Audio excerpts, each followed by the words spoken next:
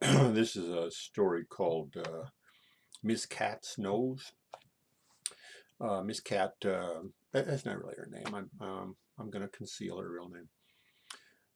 She was a teacher in my junior high, taught history.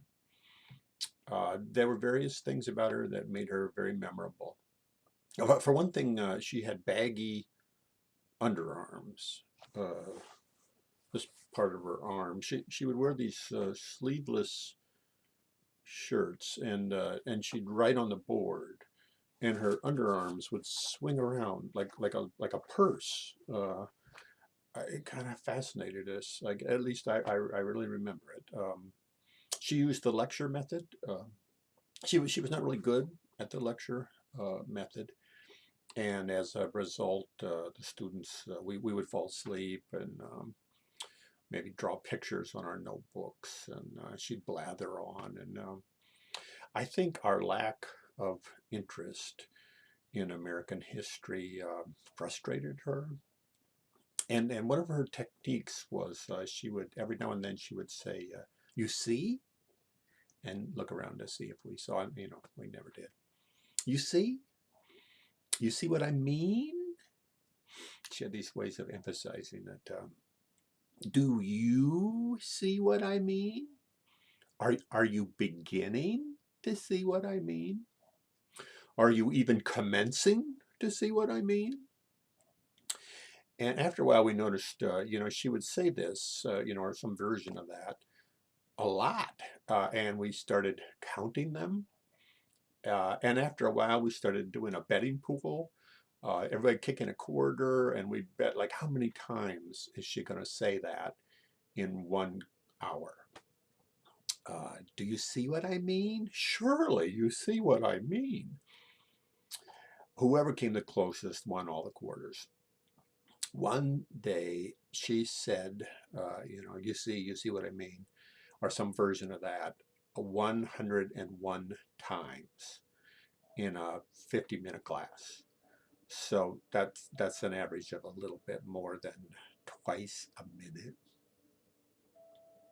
And then there was the matter of her nose. There was something weird about her nose. There was kind of like a pink stain on one side of her nose, and people said that was cancer, that she had nose cancer. And we would sometimes we would just stare at her nose, trying to figure out, was that spot or that stain or that birthmark or whatever, was it getting like bigger?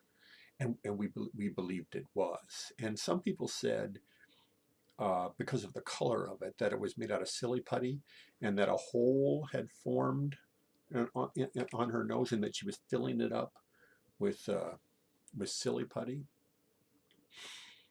Uh, Miss Katt once did a dreadful thing. There was a girl in our class, very quiet girl, and she dressed funny.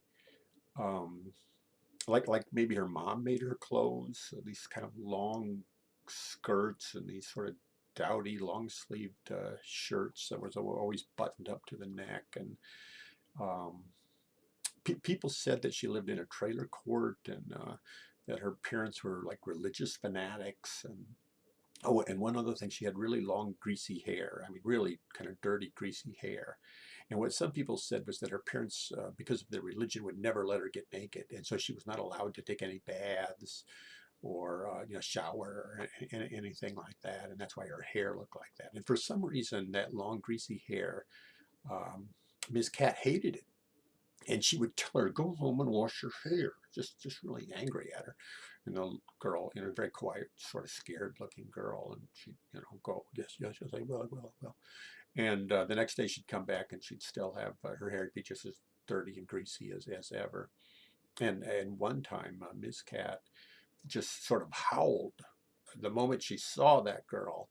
And "I told you to wash your hair." And she ran over to that girl, and she grabbed her by the hair and dragged her out of the class and down the hallway. I mean, we're all like, "Gee, what the hell?" And we're like, look, watching this, and she dragged her. There was a girls' restroom not very far from our classroom, and she took her in there, and we're like watching this. It didn't stop Miss Katt.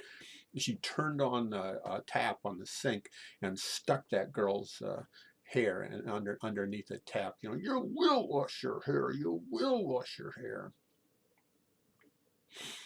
I like to believe that one day Miss Katt was shampooing her own hair, and her nose, it just fell off, plop, and landed in the sink. You know, for the rest of her life, Miss Katt always had really clean hair, but no nose.